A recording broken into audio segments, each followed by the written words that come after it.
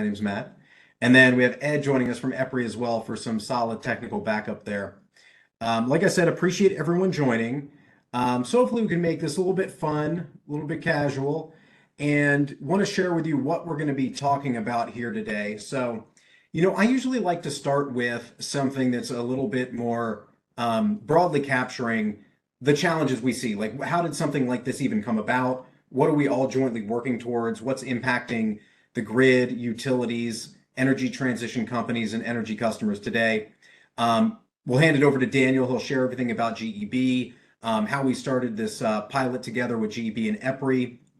I'll share just a little bit about the platform technical side of things, but then we'll hand it over to Nico, which will get into the really exciting stuff around the actual work that was done, how rapidly we did that work, the value it brought to everybody involved. And in there, we'll get into some of the more fun, like live demo type stuff as well. So, we'll talk some industry stuff. Hopefully I won't make it too boring, and then we'll get into the exciting demo a little bit later in here.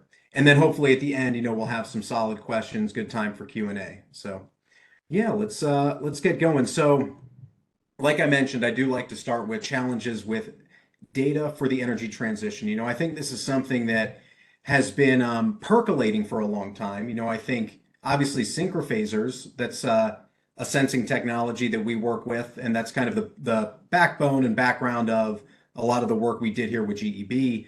Right, they're picking up a lot of data, right? So of course there's already devices out there like smart meters looking at hourly data. There's SCADA, which is a lot more granular than that, but really what we're starting to see is a lot of challenges around the grid, and I'll talk more specifically about what those challenges are in a minute, necessitating higher and higher frequency of the data. So there's only so much you can parse out from hourly data. Certainly you get better at 15-minute. And as we kind of move down from transmission into distribution, we start getting into that space of needing a lot more telemetry, a lot higher frequency telemetry to figure out a lot of these oscillatory challenges with inverter-based resource integration. And the great news is the sensors are getting a lot cheaper, right? The physical hardware is coming down in cost and price to the point that it's much more common for these to be installed. And even further, there's plenty of relays getting installed out there, other physical infrastructure with sensing capabilities turned in. And unfortunately, a lot of it's just turned off, because at the end of the day, the big challenge, now that we're bringing down the sensing and hardware cost, is how do we actually manage and use this data cost effectively?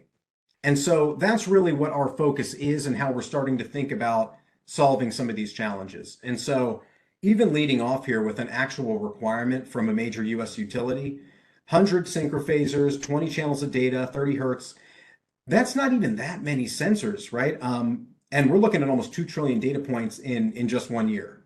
And so with the existing technology today, what can we actually do with that data? And I think, unfortunately, a lot of that data goes into a place where it's relatively unusable. And so, legacy historians have been around a very long time. They're very good at dealing with legacy data. But if we actually do some math here and look at the read speeds of a lot of that kind of technology, we can pretty quickly determine that, look, if we want to run any analytics against this data set, we're going to be in a tough spot there, right? It's literally not feasible. Now, of course, modern cloud architecture is really great and powerful, and of course what PingThings is built on as well. But really Lego piecing that together is something that takes a very, very long time, is very complex. And certainly you can get some good results out of that. But, even at the top end of what some of those solutions look like, we're still talking really long time frames for running any analytics on a year's worth of this kind of data. And so that's where we've really been solving these challenges, spending the past 8 years building up the technology needed to not only be able to manage this data, but draw insights out of it and provide those tool sets where you can actually rapidly build these applications and use cases we're going to share today. So, you don't have to click, okay, run, and then you sit there for 2 days waiting for it to run. We can actually speed that up quite rapidly now. And so, there's always an argument, well, great, why don't we just use smaller data? What do we need a whole year of data for? There's a lot of really interesting work going on in edge computing, for example. Certainly there's, value in real-time operational decision making. But at the end of the day, how do you train those models that are going to be running at the edge? How do you optimize those models over time? And with some of these bigger challenges and issues we're seeing plaguing the grid, making those decisions in real time is not really capturing the longer term challenges of how do we catch these early. And with larger issues, sometimes there's only so much you can do in a real time context. So I've talked a lot about the sensors and the data and a bit about that, but I think it makes sense to talk about what are these challenges? Why do we need to worry about data in the first place? And I already alluded to the challenges with inverter-based resources. Obviously, they're critically needed in the energy transition, but that rapid development phase we're going through right now does result in challenges, right? So we're losing grid inertia, we're losing that spinning mass. The inverters themselves can certainly interact between each other on the grid with other infrastructure on the grid. And there's only so much StatComs and fax devices can really solve for. And so now we're looking at a situation where underneath that 60 hertz signal, we're seeing a lot of other signals, subsynchronous harmonics and things that could be trending towards a big issue. And maybe a generator protection unit catches those, but by that point it's too late. That data is not made visible to anybody that can do something about it ahead of time. And so, we're seeing, gigawatts of downtime from, solar wind plant trips, and even further, big commercial and industrial customers can be challenged by this as well. Power quality issues, flickering lights at data centers, those are all big challenges that we need to solve for as we continue investing in clean energy infrastructure. And we can really see that as well in terms of SAIDI and safety scores. So looking at, average downtime, restoration times, and this and that. These major events are increasing, right? So we need a way of making sure that we can catch these early, because it would be great if we could continue building out physical grid infrastructure to just solve for all this. But we can only put up with those 20 to 50% rate increases year over year for so long, right? Energy customers are burdened by that. So we need a better way of making these decisions, catching these issues, and understanding the true nature and capabilities of the grid today so that we can make smarter decisions as we continue building in the future. So I know that was a long spiel on the background here, but that's kind of the crux of what we're solving for.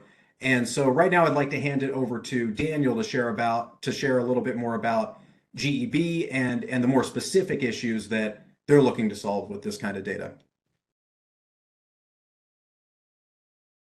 Thanks, Matt. And if I'm not sure who's projecting, but if you can help me with the slides. Yeah, I'll click through for you. No worries. Okay, cool. So thanks first for Matt and EPRI for having us here in this session. Happy to share some of what we've been doing with PingThings. Just a very brief introduction of who GEB is. So we're a public utility holding company, a power and gas utility holding company in South America with presence in Latin America. In fact, we have part in Central America. As you can see in these slides, which is just sort of a summary slide of the companies that we have in our portfolio of operating companies. We're both in gas and power, in almost the entire value chain, except in upstream gas. So we're focused mostly in transmission, distribution, and retail of power and gas.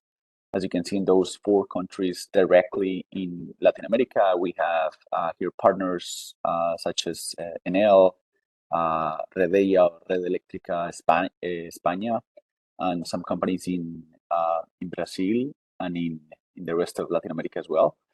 But mostly our true core, and the companies with which we interact the most through the corporate are transmission companies in the power sector. And so if we move into the next slide, we'll see, so GEB is a rapidly growing company, especially in the power transmission activity.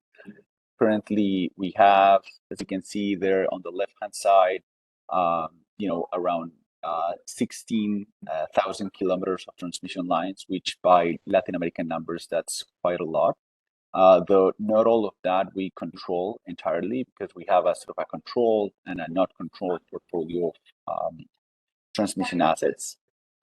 The ones that we do control are mostly the first three lines that you see there: transmission, which is in Colombia, Hebras, which is in Brazil, and Conecta, which is in Guatemala. And so from the corporate, we mostly work with those three companies in our portfolio. But then those companies have a rapidly growing portfolio of transmission assets. Given, of course, energy transition, there's a lot of wind projects, both in Colombia and in Brazil, and especially one of our most rapidly growing prospects or markets is Brazil, which is comparable to the rest of countries in Latin America. Its size as a country's footprint is enormous, and so that tends to be easier to expand in terms of transmission. So with that, if we move into the next slide, just wanted to comment briefly on the context of our collaboration with PingThings. Very recently, in 2021, at GEB at the corporate level, we started a new effort, a new innovation effort and model to help us interact more directly and more ambitiously with startups. And since 2021, we have this innovation model that I'm projecting here. So I'm not going to go into the details of it. Just wanted to share kind of briefly how that looks, but diving into specifically the innovation ecosystem. That's one of the pillars that we are most strongly working on, and not just through EPRI's Incubatenergy Labs program, but also through two corporate venturing programs that we have that we're leading at GEB. One of them a venture client program, and the other one an open innovation and open challenge innovation program. We are starting to collaborate very actively with startups.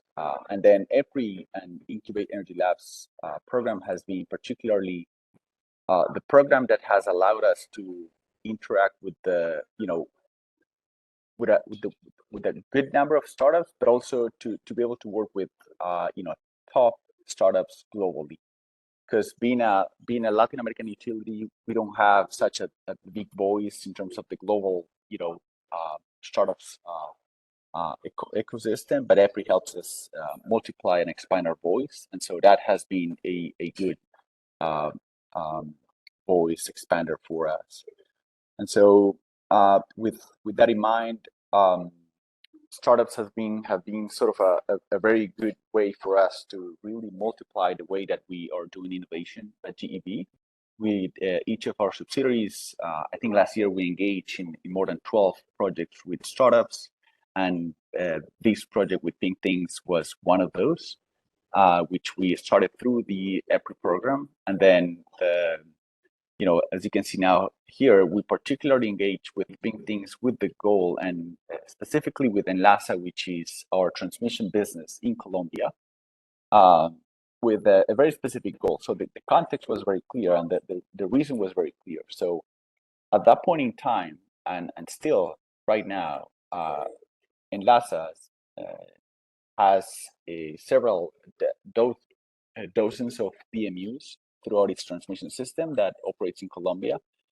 Enlaza is the second largest transmission operating company in Colombia. And that means we have, tens of PMUs spread out through our system, but none of the data of those PMUs was being utilized so far. And not just not utilized, but even stored. So we were just, sort of not using at all that potential of data in there.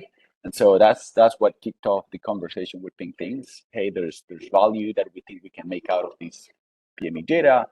And with that basic idea, we started our conversations. And so as you can see there, sort of the original concept was, okay, we want to test these temperatures management platform. We want to validate its capability to manage all of our PMU data, which at this point it was, even though we had tens of PMUs, not all of them were interconnected to the communication system. And so there's a prospect of growing that number of PMUs that we will get our data from. And then, of course, to identify what and validate the potential use cases, specifically from two technical teams in the business, the operations team and then the maintenance team. So a very exploratory project in its nature, of course. And then our promise to the organization was we want to use this platform as an experimentation platform to be able to identify, a list of use cases for this data, and then how which of those showed the most potential to generate value for the company. And so you can see there's sort of a list of what were kind of the very early prospects of benefits. We had two in particular that were kind of the most the ones that the technical teams had the most interest in, which were sort of the analysis of events, in particular the post-operative analysis of the events, because there's a pretty high burden that the business has in terms of analyzing those anomalies, those events, and reporting back to the the equivalent of the ISO in Colombia, and that spends so analysts highly trained analysts have to spend their time analyzing these events for which they don't have a lot of tools, and those are pretty much or a majority the conversations, technical conversations that the technical teams have that are very qualitative. They're not really that much data driven yet, and so we wanted to change that sort of not just culture but also that process, helping that analysis process with more data that the PMU data could bring into the conversation. So I think with that, and that just open initial preliminary explanation of what we had in mind. I think we can move on. Maybe just to give a sense of the scale of what we have. Of course, it's not comparable to the large Colombia's footprint, geographical footprint. It's not nearly as big as the US territory. And the Enlaza's transmission system, as you can see there in that diagram, I think we have about 15, 20 substations, high voltage substations. That's the size of our system, and still not all of it, and in fact, not a good portion of it is covered by PMU data. But still, we were able to identify some initial use cases that had potential high value for us. Excellent. Thanks, Daniel. Really appreciate sharing all that background. That's super helpful context for all this. And so I would love to hand it over to Nico for the demo and sharing all the details. But I think really briefly before we do that, just to give a little context for all of that work that we did together, just sharing what the PingThings PredictiveGrid platform is. So, initially we were born out of the effort to work with this kind of high frequency data. And so, of course, at the core of our technology and our bread and butter is the ability to ingest, manage, query, and utilize these measurements from these types of sensors. So that's, number one in here. Combine that with additional metadata and really build that contextualization. And then number two, obviously that's step number one, but then what do you actually do with this data? So we have spent a good amount of time putting the tools in place to expand this beyond just data management into actual analytics. So real-time historical analytics engine, the ability to rapidly develop applications, which we're going to see here with GEB in just a moment, and the ability to further manipulate and build on this data so that we can learn fast, fail fast, kind of bring some innovation into working with this kind of data. And of course, number three, continuing to build a growing suite of applications to solve for some of these more common issues like grid oscillations, grounding faults, those sorts of things, and bringing experts in the community to support all of that. So that's who PingThings is. And just very briefly, just want to share how are we able to actually do this? What is that secret sauce? And a lot of it has to do with the data structure, how we ingest that data, store that data, and then can query that data out. So we use this novel tree structure so that at different time scales, different temporal values, we're storing that data in aggregate down all the way to the raw data. And so that raw data is losslessly compressed. But by doing this, we end up in a situation that we can rapidly move down that tree. So if we want to look at a full year of data, we're at the top end of that tree. If we want to get to that, millisecond level data, you're just traversing that tree. So we're able to rapidly decompress, recompress this data and get all the way down from these big views into really granular views to build that data contextualization. And there's a lot more here having to do with data versioning and timestamp alignment that we won't really dig into today. But just sharing a little bit of the secret sauce behind this and who PingThings is. So this is how we were able to do what we did with EPRI and GEB in such a rapid time frame. So with that, I'd like to hand it back over to Nico to share the details of the work we've done through this program. Thank you, Matt. And we'll jump right into the next slide here for the timeline. So our pilot with GEB was pretty short, with less than 3 months to fulfill our key objectives, which were to use the PingThings PredictiveGrid platform to ingest and manage their data, explore and analyze potential use cases with that platform, and then also allowing GEB to advance the state of working with time series data to operate a safe, reliable, and sustainable grid. It was not a ton of time, but we truly felt like we've accomplished these together. And we're truly proud with how quickly we were able to stand up the platform, integrate this connection together, and build up these prototypes to something usable for GEB.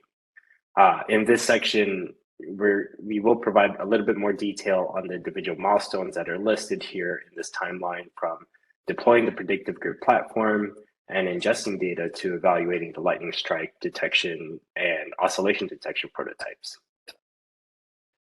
Next slide, please.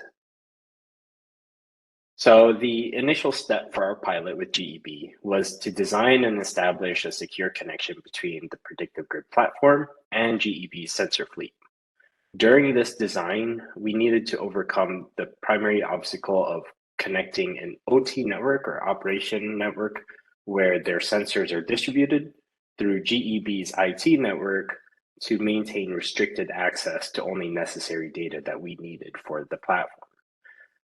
Since GEB did not have an existing solution supporting these data streams, we leveraged our relationship with Grid Protection Alliance and their open source OpenPDC solution to provide GEB a phaser data concentrator along with a solution to serve as a proxy connecting their two networks together. We worked together in configuring and deploying two OpenPDCs. The first would serve as the primary data concentrator in the OT network, gathering in all of the synchrophaser data streams and combining it into a single output.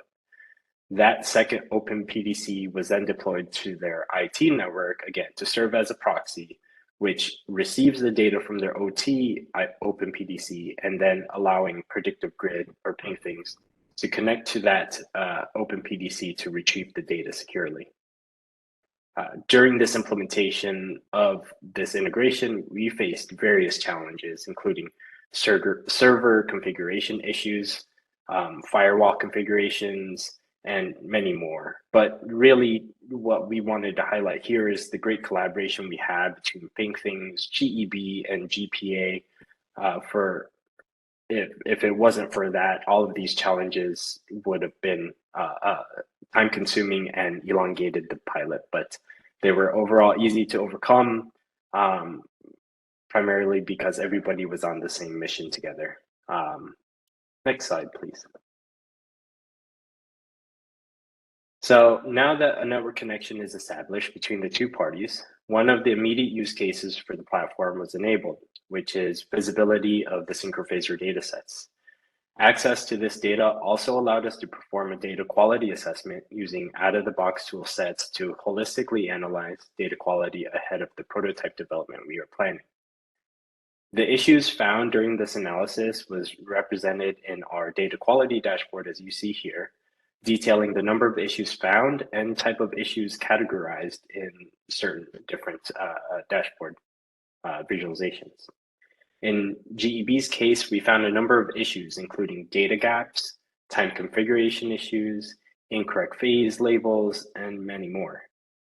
What I want to show now is take over the screen share and demonstrate what these issues look like in the platform that's actually hosting GEB's data, to allow everybody to get a bit of context as to what we've demonstrated so far and get some more context in terms of what we're going to be discussing further. So give me one moment here to share my screen.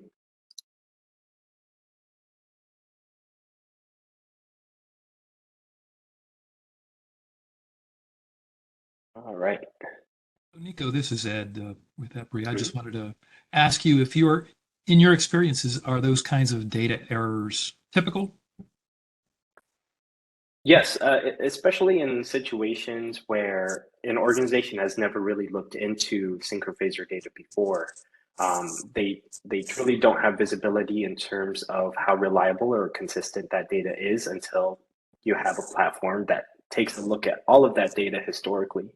Even when you have tools like phasor data concentrators, they only really show you a specified amount of time. And even when they generate reports like ComTrade files, you need additional tools to visualize all of that. And furthermore, it's a little bit harder to immediately see them. And you're going to see that here in this demonstration, how quickly we can actually see these issues, even just from a human eye versus a program that you might need to create. Great, thanks. No problem. So what I wanted to demonstrate here is the PredictiveGrid platform's plotter interface. Plotter is our primary visualization website, allowing human exploration of the data.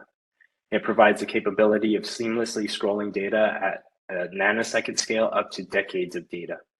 This is the first step for analysts and engineers to hone in on events that should get investigated further.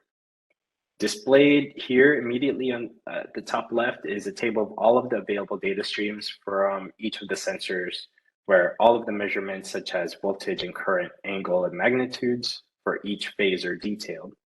By clicking onto each individual streams, you're going to see a couple group boxes get updated, one of which is going to be your metadata group box.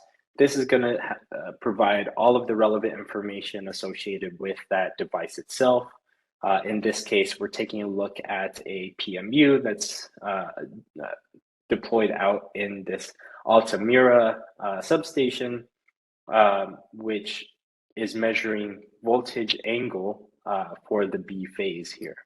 And if we cycle through a couple of them, like this one above here, we're taking a look at the same things for voltage phase angle measurements.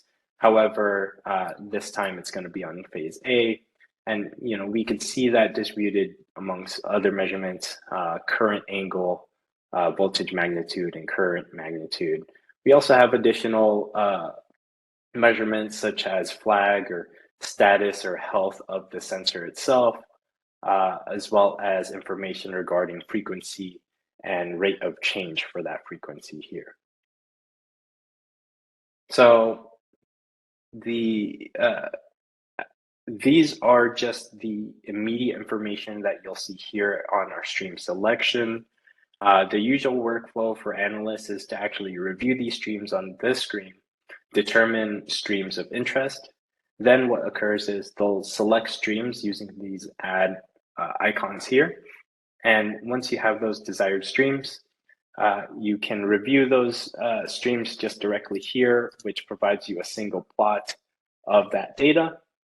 Again, you can zoom down to raw data points, or if once you've gathered all of the data streams that you are interested in, the next step would be to go into the stream visualization page, where you would then have a plot of all of the selected streams that you have, detailing out all of the y-axes depending on the different measurements that you might be taking a look at. And from here, you're going to see a combination of all of the measurements that exist for the selected streams, all time aligned based off of the GPS lock on the sensors themselves. There is a step further after this, which is if there's a known event that you want to take a look into and investigate, users normally use our Jupyter notebooks, which is our Python development interface, which would be the final stage in drilling down the data, applying calculations through Python libraries along with our Python API to analyze the synchrophaser data in a new way. Now, referring back to the data quality issues that I mentioned earlier, they can also be found using these windows here. So let's see here. For this specific sensor that I pulled up here, and I'm going to go to the most current data points that we're receiving right now. So what you'll notice, and you'll notice these lines, they're going to start to populate as we converse throughout this call, is that these times are getting inserted into our database in UTC. What we found early on in the pilot was that for some sensors that we found in the GEB fleet, most of the recent data points that we received for them were reported 5 hours behind. And after investigating with GEB and confirming the configuration files within the sensors themselves, we found that those select number of sensors were actually configured to report in Colombian time zone instead of UTC. Now, this does cause a little bit of issues when it comes to analytics because you want to make sure that everything is time aligned and you don't want any sort of differences in time zones, which could cause misalignment as to events that you might be investigating. Another example that I want to show here is another issue we found where there were consistent data gaps across all sensors where every 30 minutes, there would be a 1 second data gap across all of the sensors. After careful investigations from our platform, working backwards from the platform to the 2 open PDCs, all the way down to the individual PMUs, the root cause was found that network bandwidth caused these issues and caused these data drops. We confirmed this by applying a simple test of only having a small subset of sensors active in the GEB network to reflect only, let's say, 2 sensors out of the full fleet of 41 or so sensors. And what we saw was that there were no more data drops available or represented in the data because the network bandwidth was no longer applying a throttle. So immediately, those are just 2 examples that you can immediately see off of the screen here. There were various other issues that we found, but it just shows how powerful a tool like this is when it comes to data that you've never really touched before. And for a lot of our customers, what we've seen is that this data is so high frequency, they don't have a tool that can easily access this data to dig in, to even see the quality of data that they're even generating. The last visualization I do want to show in this demonstration, and I do want to be considerate of time here, is one of the known lightning strikes that we looked into within the platform when we started our lightning event detection prototype. So I wanted to show you this here because I picked out the primary PMU that got affected during a specific lightning strike. Again, picking out voltage magnitude here for all three phases, A, B, and C. And what you'll see here is a distinct voltage sag for all 3 phases of that sensor. And what we also found during known lightning events, and to provide a little bit of context there, GEB did provide a couple of reports of historical lightning events that they were aware of, that they've correlated to a known weather event where they either saw an outage or just had a voltage sag of their own through other tools. Now, to be able to see this amount of granular data and see this specific voltage sag is no small feat. Now, being able to see it throughout your entire sensor fleet and see how severe a voltage sag becomes from the center point of a lightning strike to farther lightning strikes you gradually see this become a smaller severity. So we started correlating that to locations. But ultimately, why I wanted to show you this is to get an idea of what this appears like in the human eye on the PredictiveGrid platform when we started taking a look at signatures in developing a lightning event detector. So I do want to go back to the slides here, Matt, if you can reshare your screen.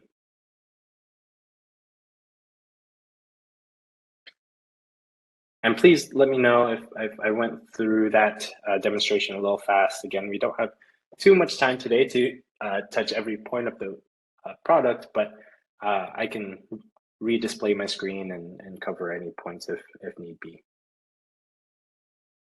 But ultimately, the first use case we explored with GEB was creating a post-event analysis prototype with lightning strikes. So lightning strikes are frequent in Colombia and heavily impact GEB's transmission system. But analyzing the impact and when they occur is difficult and timely to track. This is where we saw an immediate value add from GEB's synchrophaser fleet combined with PredictiveGrid's platform. Excuse me. The visualization I just demonstrated regarding a known lightning strike is exactly what we used in regards to building a data signature for correlated events. What we did with the platform was built a detector that was able to rapidly scan 2 months of data from GEB's entire sensor fleet in less than 10 seconds. If any events match the signature across multiple streams or multiple sensors, they were flagged as a strike, and analytic information is recorded to inform GEB of its duration, severity, and extent. Excuse me, sorry, I'm recovering from a cold here, so apologies if I'm coughing. But using the recorded information that was found from the detector itself, a report was generated that visualized all voltage magnitude and frequencies for all affected PMUs, along with the severity table and map detailing which sensors were affected the most. So, like I mentioned earlier, we saw these signatures across all of the sensors in their fleet. And the screen capture is a little small here, but you can almost see how the voltage sags that we detected are, depending on location, are far more severe than others. And all of these results were calculated, and I'm sorry, one other addition, along with the severity table and map that detailed which sensors were most affected. We also included additional calculations like reactive and active power calculations to provide just a little bit more insight on the state of the grid after a lightning strike or during the lightning strike as well. But all of these results were ultimately calculated and reported 27 times faster compared to current capabilities that we've seen with GEB. So efficiently providing this information that response and analytic teams need to assess lightning strikes and their effects to the grid is imperative to their operations. Next slide, please. The other prototype we explored with GEB was the ability to detect and visualize grid oscillations as well. This detector analyzed the entire frequency range that synchrophasers offered. The prototype then generated spectrogram reports of the detected oscillations for all sensors of any specified time range. An interactive interface was also developed and deployed to allow GEB to rapidly analyze oscillations at specific frequency ranges and more rapidly determine root cause. In the image in this slide, you're able to observe long-standing oscillations in the span of 2 months, again, throughout all of their sensors in the 1 Hertz frequency range. What we found interesting, though, is that these long-standing oscillations that you see here may also be visible in other frequency ranges, such as the 7.5 Hertz range, but was not visible at all for any of the other ranges. So the platform allowed the team to not just look at oscillations in real time, but give them the capability of taking a look at these oscillations that have occurred historically throughout the system, so that way the causal patterns can inform and train more robust models for more efficient root cause analysis. And as Matt mentioned earlier, as oscillation changes increase with new technologies such as inverter-based resources, having a tool like this to monitor and locate oscillations as they occur will be important in preparing the grid for the energy transition itself. But that's all I had here for the prototypes. Thank you, Matt. That was fantastic. Appreciate you taking us through the live platform as well there. So I just want to wrap up briefly here. Plenty of time for Q&A, which is more the fun part also. But just to recap, what did we learn through all this together as a team, and what do next steps look like? So I think the great news is, I mean, anybody who's been in this space a while knows how long things can take. And so, maybe even the biggest win is how quickly we were able to work together, build that collaborative relationship, and achieve that PMU data availability, right? Within a month, we're streaming data into the platform, identifying, quality issues, getting down to the root cause of how those might be fixed. And doing that in such a rapid time frame is pretty novel in this industry, which I think is fantastic. Prioritizing and identifying those synchrophasor use cases. So, now that we've worked together and built up some of these use cases, establishing what that ROI could look like, and then further collaborating and saying, okay, great, we've solved some of these, core challenges. What else can we solve for, right? Bring learnings from industry in and really start prioritizing what can we build from here. Because we've also now established that, we can implement these use cases together really quickly. And so that's exactly what we did for both the lightning strikes and the oscillation detection. And now GEB has a team of folks much smarter than myself that can use this platform and start experimenting and really embracing innovation in this space to test out new things, find what works, find what doesn't, and draw further value and establish an ROI from using all this data that we've all previously just kind of left there at the edge. So really appreciate you all listening in. This is what we wanted to share with you. And really from this point on, I think we can open it up to Q&A. Maybe Matt, if you allow me to Yeah, just absolutely. add a comment in there. I mean, to us at GEB, perhaps the greatest value that we received from the pilot was that initial part of data availability. Because as Matt said, being able to make data not just available, but readily available in such a short period of time was unprecedented for us. Since then, we've been trying to engage in different pilot programs, projects of vegetation management, more specific stuff about the maintenance of transmission assets, and several potential, streams of data of the transmission business, and we haven't been able to put our hands in other set of data that is as massive as this one, and at any point in time, we haven't been able to have this data in such an easy way to manipulate it. And so that has been for us the most impressive achievement with this platform, to be able to get access in such a way to this data, and habilitate the opportunity to explore and exploit this data through different use cases. So for us, that was kind of the key result. Yeah, thank you, Daniel. Appreciate you jumping in there. I think that's super helpful context. But I think, Joyce, we could probably hand it over to you to facilitate some Q&A, and I can stop sharing the screen. But also happy to go back anywhere and look at anything in detail if we'd like to as well. Awesome. I want to thank everybody for their attendance. I'm not seeing any questions in the chat, so please feel free. We have like another 14-15 minutes. If anyone has anything to either add or questions for any of the PingThings team or the GEB team, as it is, Daniel. So please let us know. And if I don't see any questions in the next few minutes, then I will close the meeting for today. Please do check out the recording of this event. It will be posted on our website under the PingThings cohort page. So please go ahead and check that out afterwards if you have any questions. And please be aware that we do these every month. So we try to do these every month with one of our cohort participants, different years, different people. So please keep an eye on the coming ones. And we appreciate your attendance.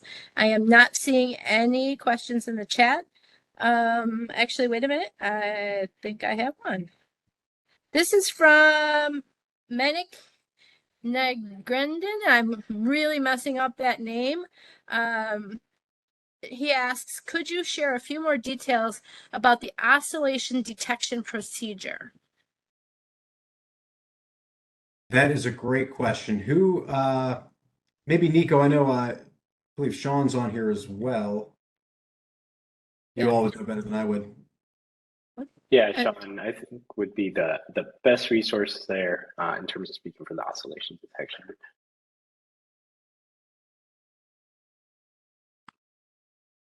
Sean, we can't hear you.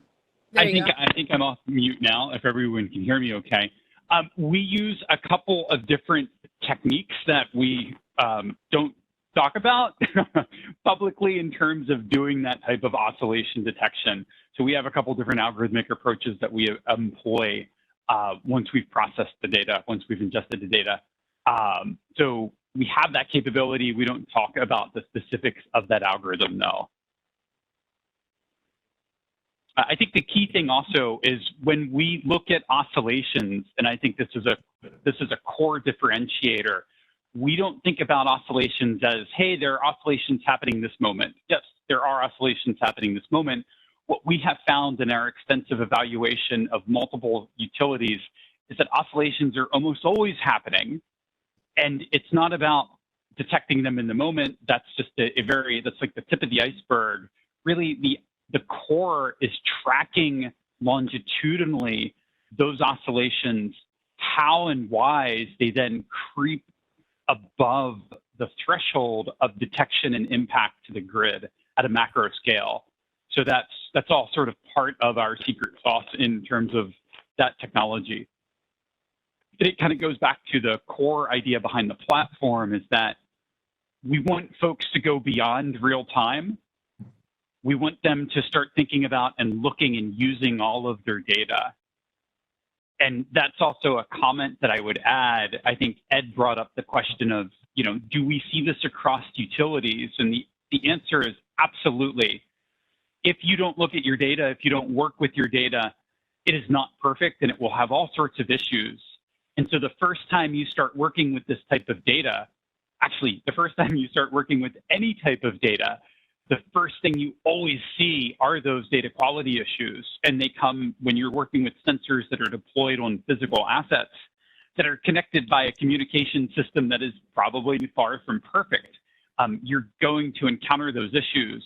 And so the first step is always you establish that connection, and then you look at the quality of the information that you're receiving, because that really determines what you're capable of doing with that data. So further down the pipeline in terms of analytics and use cases.